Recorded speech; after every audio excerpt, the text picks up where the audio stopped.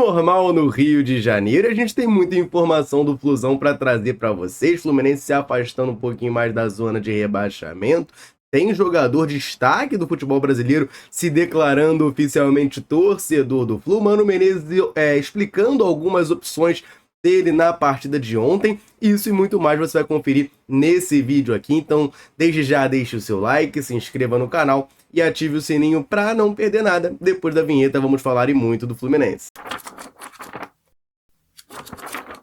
Vitória maiúscula do Fluminense sobre o nosso rival, melhor, sobre o nosso filhote no Campeonato Brasileiro, 2-0, com um primeiro tempo ruim, é verdade. Paulo Henrique Ganso perdendo pênalti no final do primeiro tempo, mas no segundo tempo, meus amigos, se redimiu tanto ele quanto o time do Fluminense. Uma partida de almanaque nesse segundo tempo, conseguindo fazer com que a gente saísse com a vitória por 2-0, muito importante na nossa briga contra a degola. Com essa vitória, o Fluminense chegou a 33 pontos no Brasileirão e agora é o 15º colocado. 16º é o Corinthians com 32, mas com um jogo a mais do que o Fluminense nesse campeonato. E o agora 17º é novidade, né?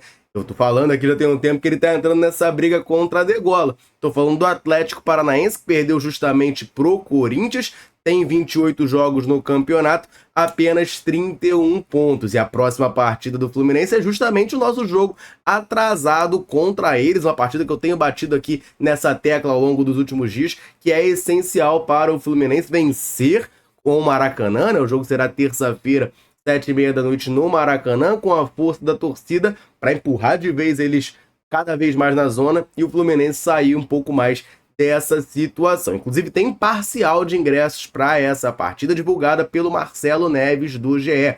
De acordo com ele, já são mais de 14 mil ingressos vendidos para Fluminense e Atlético na terça-feira, dia 22. Então, você tricolor que puder, vá ao estádio nesse jogo, empurre o Fluminense rumo a mais essa vitória nesse jogo de 6 pontos. Verdadeiro jogo de 6 pontos, né? Você ganhar 3 pontos e impedir que um adversário direto na briga contra o rebaixamento também ganhe 3 pontos, né? Faça com que ele pontue 0 na rodada. Então, partida importantíssima, repito. Mais de 14 mil ingressos comercializados. Agora uma pausa rápida aqui para uma informação que chegou para mim essa semana. Você sabia que 79 veículos são roubados por dia no Rio de Janeiro?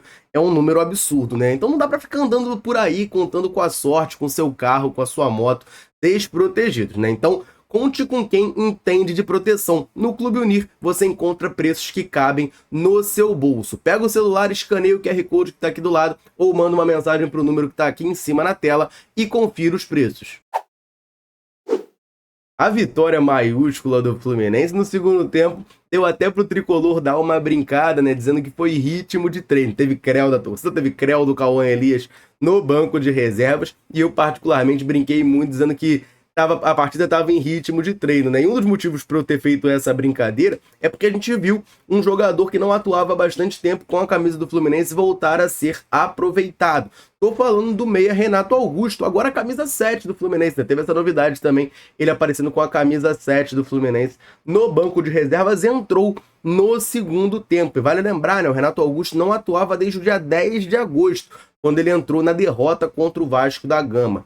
Na passagem do Mano Menezes até agora pelo Fluminense, ele só foi aproveitado 5 vezes, só jogou 5 vezes. E nos últimos dias a gente lembra, né? Surgiu uma informação lá do Sul de que o Grêmio e o Santos estariam de olho na contratação dele, entendem que o jogador não vai ficar no Fluminense para a próxima temporada e surge esse rumor, esse interesse. Foi um jogador que voltou a ser aproveitado na partida ontem, entrou ali um pouquinho no segundo tempo. Vale destacar também, né, que outro jogador que também estava há 2 meses sem jogar pelo Fluminense é o atacante Isaac, tinha jogado lá naquele empate em 0-0 com o Corinthians, voltou a campo nesse Fla-Flu, entrou ali no segundo tempo, também teve seus minutos, né? A gente tinha comentado aqui que ele provavelmente seria relacionado, já que ele não jogou pelo Sub-23, isso de fato aconteceu, e ele entrou no segundo tempo da partida. E depois dessa partida, o Fábio atingiu uma marca bastante importante, virou o líder em estatística de goleiros no portal SofaScore, né? A estatística aqui que o Fábio virou líder agora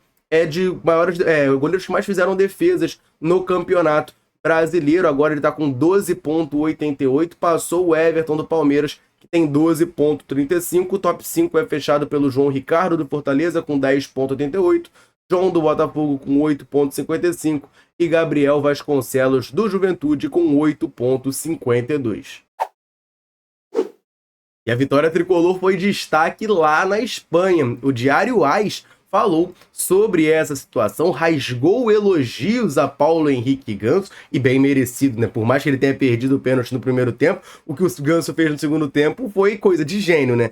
Coisa de gênio, e foi assim mesmo que o Diário AS definiu o nosso camisa 10. Abro aspas aqui para eles. Ganso brilhou como gênio que é e se recuperou do pênalti perdido no primeiro tempo.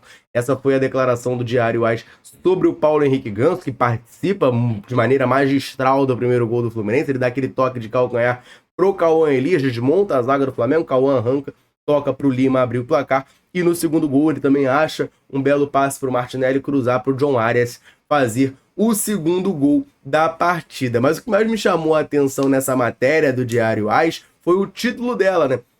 O título da matéria foi Fluminense ensina Felipe Luiz. Claro, o Felipe Luiz ganha destaque nisso, né? Hoje treinador do Flamengo, jogou por muito tempo no Atlético de Madrid, da Espanha, né? E aí tem uma passagem aqui muito importante deles falando sobre o jogo e sobre o Felipe Luiz. Eu abro aspas aqui para vocês. O time tricolor, lutando pela salvação, venceu o grande duelo do Rio de Janeiro com atuação estelar no segundo tempo e graças aos gols de Lima e Arias. Ganso brilhou como gênio que é e se recuperou do pênalti perdido no primeiro tempo. Derrota dolorosa para Felipe Luiz, que vê recuar a opção de lutar pelo Brasileirão. E isso é verdade, né? Eu não tinha nem parado para pensar muito nisso, né? Mas também com essa vitória do Fluminense sobre o Flamengo, a gente trava ainda mais o Flamengo nessa briga, né? Nesse sonho que agora está bem distante, né? De ser campeão brasileiro em 2024. O Flamengo está com 51 pontos, o Botafogo é o líder com 60. Então o Flamengo está bem distante aí, faltam 9 rodadas até o final do campeonato, dificilmente o Flamengo vai conseguir brigar pelo título brasileiro. Então é mais uma coisa, né, que o Fluminense conseguiu fazer, travar o Flamengo na briga pelo Brasileirão. E no segundo tempo o Arias entrou, né, ali no intervalo, no lugar do Marquinhos, e claro, né, o tricolor que estava assistindo o jogo, ainda mais vendo a boa atuação que o Arias teve no segundo tempo, a reação natural foi: pô, mano, por que você não botou o Arias desde o começo? E o repórter Cícero Melo, da ESPN, fez essa pergunta sobre o John Arias para o Mano Menezes e ele deu a explicação dele. Se liga aí. E a entrada de Arias acrescenta para o Fluminense aquilo que todo mundo está vendo na temporada. E ele ficou fora no primeiro tempo porque a gente acha ele imprescindível. Como assim? Se você acha que um jogador é tão importante, ele joga 2 jogos num curto espaço de tempo, como ele joga pela seleção dele, viaja tantas horas como ele viajou, você vai colocá-lo desde o início do jogo para correr o risco de perdê-lo para o resto da temporada? A gente não podia correr, né? A tendência também que ele, no primeiro tempo, quando os outros estavam zerados fisicamente, era ele sentir mais esse desgaste que ele vinha trazendo.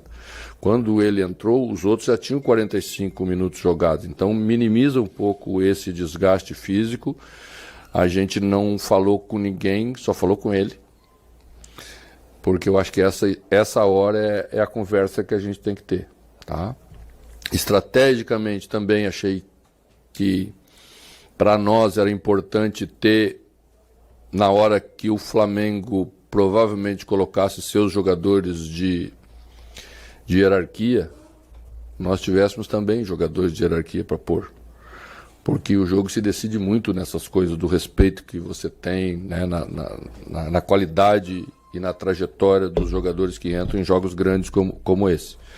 Então conversei com ele, achamos melhor deixar para a segunda parte e foi isso que a gente fez. Deu certo, né? Então tá certo. Aí a explicação do Mano Menezes, e essa frase final dele é realmente, né? Deu certo, então tá certo, né? A gente não vai reclamar e não vai questionar nada. De fato, deu certo, o John Arias entrou no segundo tempo, entrou bem, meteu o gol, inclusive. A gente não vai reclamar de nada, né? Mas eu entendi o raciocínio e a lógica dele. De fato, tinha essa questão toda do desgaste. Você pode argumentar, o Bernal foi titular. Mas o Bernal não jogou o último jogo do Uruguai, ele não foi nem relacionado, então ele estava descansado. Teve o desgaste da viagem, claro, mas de esforço da partida não teve. E a viagem do Bernal é muito mais curta que a do John Arias, né? Eu tenho batido nessa tecla aqui durante toda a data FIFA. Cara, o John Arias ia jogar esse jogo do dia 15, como jogou, lá em Barranquilha, é muito longe, é uma viagem longa, ele foi titular na partida da Colômbia. Então, era natural que ele fosse preservado. Ele ir para o jogo já foi algo muito bom, a gente viu, né? Dentro de campo ele é um jogador imprescindível, como definiu muito bem o Mano Menezes, e no final das contas deu tudo certo, né? O Fluminense venceu o Flamengo, se afasta ainda mais da zona de rebaixamento.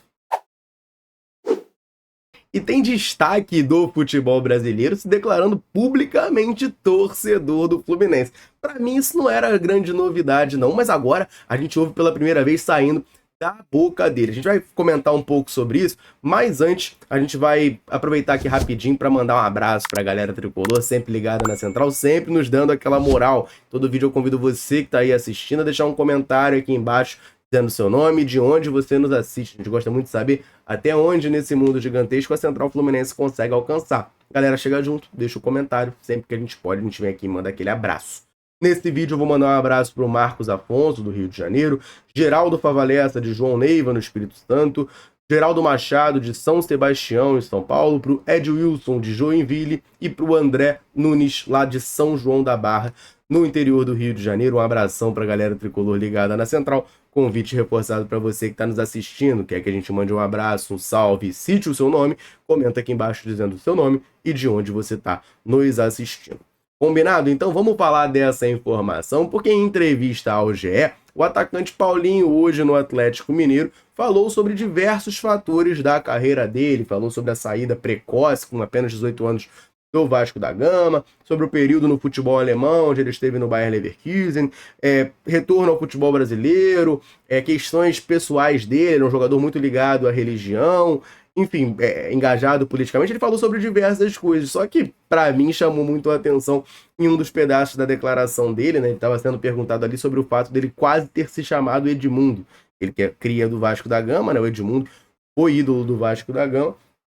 Ele falou sobre isso, né? Porque ele tem um irmão chamado Romário, e aí ele explicou a situação. Ele tá ali falando de uma questão familiar dele, e ele explica que a mãe dele é vascaína, fanática, toda a família da mãe dele é vascaína também, mas que o pai dele torce pro Fluminense, e ele e o irmão também são tricolores. Tá aqui a declaração do Paulinho, ó, saindo da boca dele, falando que é torcedor do Fluminense. Olha aí, ó. Aquela parte do futebol. Sempre fui tricolor, sempre fui fluminense. Aí então o Paulinho falando, né? Sempre fui tricolor, sempre fui fluminense. Vale lembrar, né, que em outras oportunidades ele já tinha falado que esteve na final da Libertadores 2008 e tal, mas ele não tinha verbalizado. Sou tricolor, né? Sempre fui tricolor. Agora ele verbalizou, né? Ele já estavam uns indícios aí, a gente já sabia, né? Mas agora ele verbalizou. Aliás, demonstrou muita personalidade, né? Porque é um cara que nunca jogou aqui, ele é formado no Vasco.